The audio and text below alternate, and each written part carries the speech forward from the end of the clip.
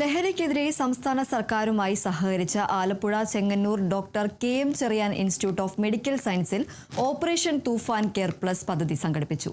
ആഭ്യന്തരമന്ത്രി രമേശ് ചെന്നിത്തല ഉദ്ഘാടനം ചെയ്തു. സജി ചെറിയാൻ എം.എൽ.എ. അധ്യക്ഷത വഹിച്ചു. Alappuzha Chengannur doctor K M. Cherian institute of medical സയൻസിലെ ലഹരി ചികിത്സാ വിഭാഗമാണ് ഓപ്പറേഷൻ തൂഫാൻ കെയർ പ്ലസ് പദ്ധതി സംഘടിപ്പിച്ചത്. ലഹരിക്കെതിരെ സംസ്ഥാന സർക്കാരുമായി സഹകരിച്ച് മുന്നോട്ടു പോകുക എന്നതാണ് പദ്ധതിയുടെ ലക്ഷ്യം. ലഹരിക്കടിമപ്പെട്ട് കേരളത്തിൽ നിന്നുള്ള 63 കുട്ടികളാണ് കർണാടക ജയിലിൽ കഴിയുന്നതെന്ന് ആഭ്യന്തരമന്ത്രി രമേശ് ചെന്നിത്തല പറഞ്ഞു. കേരളത്തിൽ നിന്നെത്തിയവരാണ് ലഹരി കൂടുതലായും ഉപയോഗിക്കുന്നതെന്നും കർണാടക മുഖ്യമന്ത്രിയുമായി നടത്തിയ കൂടിക്കാഴ്ചയിലാണ് ഈ വിവരം അറിഞ്ഞതെന്നും രമേശ് ചെന്നിത്തല പറഞ്ഞു. കക്ഷി രാഷ്ട്രീയ ഭേദമന്യേ രമേശ് ചെന്നിത്തല മുന്നോട്ട് കൊണ്ടുവരുന്ന ഈ തൂഫാൻ പദ്ധതിക്ക് ശക്തമായ പിന്തുണ നൽകുമെന്ന് എം.എൽ.എ. സജി ചെറിയാൻ പറഞ്ഞു. ഒരു മന്ത്രി എങ്ങനെ ഒരു പ്രശ്നത്തെ കൈകാര്യം ചെയ്യുന്നു എന്നതിൽ മന്ത്രി രമേശ് ചെന്നിത്തലയുടെ കാഴ്ചപ്പാട് എല്ലാവരുടെയും അംഗീകാരത്തിന് വിധേയമായിട്ടുണ്ടെന്നും എം.എൽ.എ. സജി ചെറിയാൻ പ്രശംസിച്ചു.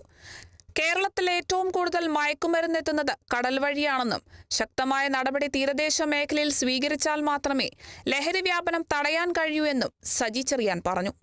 കേരളത്തിൽ ഏറ്റവും കൂടുതൽ മയക്കുമരുന്നെത്തുന്നത് കടൽ വഴിയാണ്. അപ്പൊ ശക്തമായ നടപടി തീരദേശ മേഖലയിൽ സ്വീകരിച്ചാൽ മാത്രമേ നമുക്ക് തടയാൻ. രണ്ടാമത്, കേരളത്തിന്റെ അതിർത്തി പങ്കിടുന്ന സംസ്ഥാനങ്ങൾ വനമേഖലയാണ്. അതുവഴിയാണ് മറ്റൊരു വഴി. നമ്മൾ സാധാരണ വിചാരിക്കും നമ്മുടെ റോഡ് മാർഗമാണ് ഇതെല്ലാം കടന്നു വരുന്നതല്ല. ഈ കേരളത്തിന്റെ കടൽ മേഖലയുടെ പ്രത്യേകത പറഞ്ഞാൽ നമുക്ക് ഹാർബറും ഫിഷ് ലാൻഡിംഗ് സെന്ററും ഉണ്ടെന്ന് പറഞ്ഞാൽ അതിനേക്കാൾ ലാൻഡിംഗ് സെന്റേഴ്സായി ഈ സാധനം എത്തിക്കുന്നവർക്ക് ഉപയോഗപ്പെടുത്താൻ കഴിയുന്ന തീരങ്ങളുണ്ട് കേരളത്തിൽ. ഒരു പ്രയാസമില്ലാതെ തീരം. കർണാടക, തമിഴ്നാട് ഗവൺമെന്റുകളുടെ പൂർണ്ണ പിന്തുണ ഉണ്ടെങ്കിൽ മാത്രമേ ഈ കേരളത്തിൽ ഈ തൂഫാൻ പ്രോജക്ട് വിജയിക്കത്തുള്ളൂ. മുൻ ചീഫ് സെക്രട്ടറി ജിജി തോംസൺ മുഖ്യ പ്രഭാഷണം നടത്തി.